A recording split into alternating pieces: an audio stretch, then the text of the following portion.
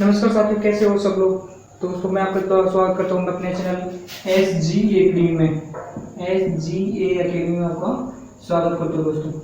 तो पिछली दो वीडियो आपने देखी होंगी भारत के पड़ोसी देशों के बारे में। आज अपन पढ़ने वाले हैं भारत के संवैधानिक विकास के बारे में। भारत का संविधान कैसे कैसे निर्माण हुआ उसके बारे में अपन जानकारी थोड़ी बहुत लेने वाले। जो भी अपने पास में एक्ट आए हैं उनके बारे में जानकारी लेने वाले हैं।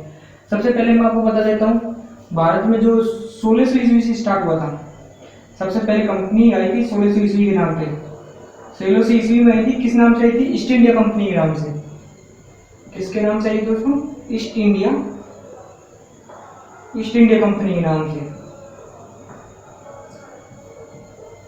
ईस्ट इंडिया कंपनी के नाम से आई है, जो किसके लिए आई है? ओनली व्यापार करने के लिए आई है। किसके लिए आई है? व्यापार के लिए आई है। ईस्ट इंडिया कंपनी को सबसे पहले किसके लिए आए हैं? व्यापार के लिए। किसके लिए आए दोस्तों? व्यापार के लिए। अब जो वहां की जो महारानी है, महारानी एलिजाबेथ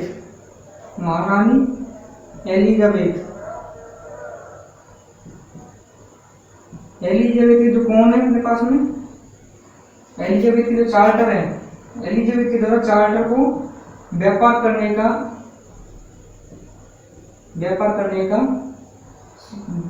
परमिशन दे दी। व्यापार करने की परमिशन दी है। किसने दी है? महारानी एलिजाबेथ ने। तो दोस्तों संवैधानिक को अपन जो विकास करने संवैधानिक जो विकास उसको पढ़ने से पहले अपने पास में कंपनी के शासन के बारे में जानकारी लेनी पड़ेगी। अपने पास में 1600 ईस्वी में कौन आया? सबसे पहले अपने पास में ईस्ट इंडिया कंपनी आई है। ईस्ट इंडिया कंपनी का शासन चला है अपने पास में 1600 ईस्वी में। 1600 ईस्वी में अपने व्यापार करने के लिए आई थी। उन्होंने कंपनी के फिर 1600 में जो काम किया था, 1773 में कंपनी ने खुद का शासन ले लिया। कितने में? 1773 में कंपनी ने खुद का शासन ले लिया। अब कंपनी शासन और सम्राट के बीच में दो शासन हो जाते हैं अपने पास में। सम्राट और कंपनी के बीच में कितने शासन हो जाते हैं? दो शासन। अब कंपनी और सम्राट के बीच में कंपनी वाला जो शासन है वो 1773 से 1858 के बीच में चला है। 1773 से 1858 के बीच चला। 1858 के बाद जो कंपनी का शासन है वो सिपाही विद्रोह। क्या हुआ अपने पास में? सिपाही विद्रोह हुआ है। उसके बाद कंपनी ने शासन हटा के उसको सम्राट को दे दिया है। कंपनी का जो शासन हटा के कंपनी को नुकसान होने लगा था, सिपाही विद्रोह भी हुआ, सम्राट को उसका शासन दे दिया। सम्राट का शासन कब चला था? 1858 से लेके 1947 तक। 1858 से लेके 1947 तक अपने पास में शासन चला हुआ था। चलिए अब बात कर लेते हैं अपने अब उसके बारे में जो अपने पास में है।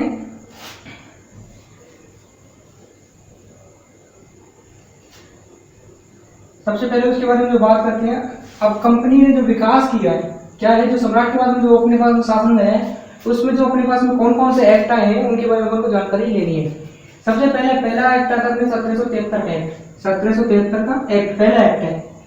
1773 का पहला एक्ट रिलेटिंग एक्ट के नाम से जाता है। इसने क्या किया है? सर्वोच्च न्यायालय की स्थापना कर दी साहब। इन्होंने आते ही अपने पास में इंडिया में आते इन्होंने सबसे पहले क्या नियम किया? व्यापार किया। क्या किया? व्यापार किया। व्यापारी तौर पर आए थे। उसके बाद में चार्टर को भेजा इन्होंने। फिर 1773 में अपना एक्ट भेज दिया। कौन सा? Relating act. 1773 में रिलेटिंग एक्ट भेजा तो इन्होंने आके क्या कर दिया? सर्वोच्च न्यायालय की स्थापना कर दी। कहाँ पे करी थी? कलकत्ता में। कहाँ पे करी थी? कलकत्ता में। बात कर लेते हैं दूसरा एक्ट अपने पास में है चार्टर एक्ट। 1813 का चार्टर एक्ट आ चुका है। भारत का चार्टर एक्ट क्या हुआ? भारत में ईस्ट इंडिया कंपनी के व्यापार का एकाधिकार ले लिया। भारत का जो चार्टर 1813 का जो चार्टर एक्ट आया था, इसमें भारत की जो ईस्ट इंडिया कंपनी थी, भारत में ईस्ट इंडिया व्यापार करने आई थी इंग्लैंड की, उसने क्या किया है? जो व्यापारी का अधिकार है ना, व्यापार करने का अधिकार, उसको इन्होंने ईस्ट इंडिया कंपनी ने इन्होंने ले लिया। किसके अंडर में ले लिया? सम्राट के अंडर में। सम्राट के अंडर में। उसके बाद आता है अपने पास में 1833 का चार्टर एक्ट।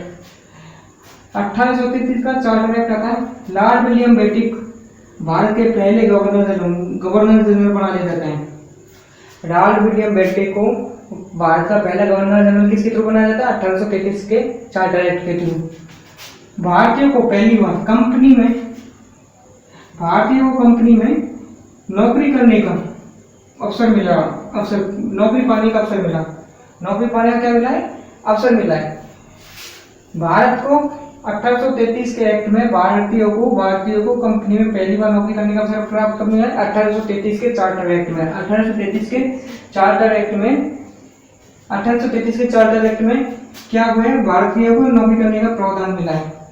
अब बात कर लेते हैं अपने चौथे नंबर पॉइंट बोल रहे हैं अपने पास में 1853 का चार्टर एक्ट। अब वो 1833 का चार्टर एक्ट है, उसके बाद में 1853 का चार्टर एक्ट है। ये क्या बोल रहा था? खुली प्रतियोगिता परीक्षा का आयोजन किया। जो अपने पास में कंपटीशन एग्जाम है उनकी प्रतियोगिता का शुरुआत कर दी है। 1853 का जो चार्टर एक्ट है उसने प्रतियोगिता की खुली शुरुआत कर दी थी। बात कर लेते हैं 5 नंबर एक्ट के बारे में। 1858 का एक्ट आ चुका है चार्टर का, 5 साल बाद में इन्होंने क्या किया है? ईस्ट इंडिया कंपनी का शासन की समाप्ति कर दी है। अब इन्होंने क्या कर दिया कि यहाँ पे क्या किया था? यहाँ पे जो व्यापारी थे वो इन्होंने 20 साल के लिए दे दिया, 20 साल के लिए और अधिकार बढ़ा दिया था। जो 1813 का, इसमें 20 साल के लिए अधिकार बढ़ा दिया था। इसमें क्या किया? इनको चाय करने का बिजनेस पर एक अधिकार दे दिया। जो चाय करने का बिजनेस है उसको मतलब चाय की अकेले इंडिया में यही सप्लाई करेगा, मतलब ये बिजनेस व्यापार यही करेगा।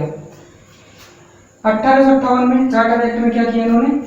ईस्ट इंडिया कंपनी के शासन को पूर्ण तरह समाप्ति कर दी। मतलब ईस्ट इंडिया कंपनी की पूर्ण तरह सम्राट के अंडर में आ चुका है। किसके अंडर में आ चुका है? सम्राट के अंडर में। भारत का शासन सीधे ब्रिटिश क्राउन के हाथों में चला गया। भारत का शासन सीधे ब्रिटिश के क्राउन में हाथों में चला गया। गवर्नर जनरल को वायसराय की उपाधि दे दी। किसकी? वायसराय की उपाधि दे दी। लॉर्ड विलियम बेटिक पहले गवर्नर जनरल थे, इनका गवर्नर जनरल को जो हटा के इनको वायसराय की उपाधि दे दी, वायसराय की उपाधि दे दी है। अब बात कर लेते हैं अपने छठे नंबर पॉइंट की। 1919 का एक्ट। 1919 का एक्ट कौन आया है? मार्ले मिंटो कानून। मार्ले मिंटो कानून में क्या हुआ है दोस्तों?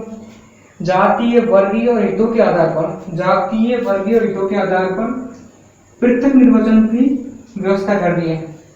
जो जात के और वर्ग के और हितों के स्थान पर जो भी अपने पास में चुनाव होते हैं उनके इन्होंने आवश्यकता दे दी, उन्होंने चुनाव कराना स्टार्ट कर दिया है। उसके बाद में संसदीय शासन का व्यवस्था की पहली बार परिचय कराया। जो संसदीय शासन है उसके बारे में इन्होंने पहली बार परिचय कराया है। उसके बाद आता है अपने पास में 7वें नंबर का 1919 का भारत सरकार कानून। भारत सरकार कानून कौन सा है?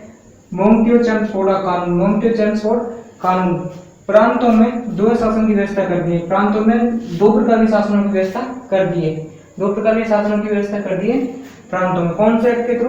1919 के भारत सरकार के कानून, जो कि इसमें मॉन्टेग्यू और चेम्सफोर्ड के थ्रू आई है। तो दोस्तों एक आईएएस का क्वेश्चन है, उसके बारे में अपन को बताना है। सभी के लिए क्वेश्चन है, कमेंट्स करेंगे। जो वीडियो देख रहे हैं तो वीडियो को लाइक कीजिए, चैनल को सब्सक्राइब कीजिए। भारतीय संविधान में क्या हुआ है? जो निजता का अधिकार किस अनुच्छेद से? आईएएस में क्वेश्चन आया है 2021 में, किस अनुच्छेद से है? अनुच्छेद से संबंधित है या अनुच्छेद है? पहला अनुच्छेद अपने पास में 15, दूसरा अनुच्छेद अपने पास में 19, तीसरा अनुच्छेद अपने पास में 21 और लास्ट अपने पास में अनुच्छेद नंबर 29। इनमें से हमको आंसर देना है। भारत, कुछ क्वेश्चन ध्यान से सुने। क्वेश्चन है अपने पास में, भारत के संविधान में निजता का अधिकार किस अनुच्छेद में संबंधित है? किस अनुच्छेद से संबंधित है? पहला है अपने पास में अनुच्छेद 15, अनुच्छेद 19, अनुच्छेद 21 और अनुच्छेद 29। तो दोस्तों वीडियो कैसी लगी? वीडियो पसंद आई तो वीडियो को लाइक कीजिए, चैनल को सब्सक्राइब कीजिए और मिलते हैं नेक्स्ट वीडियो में नए जो समझ के साथ में। थैंक्स फॉर वॉचिंग दोस्तों।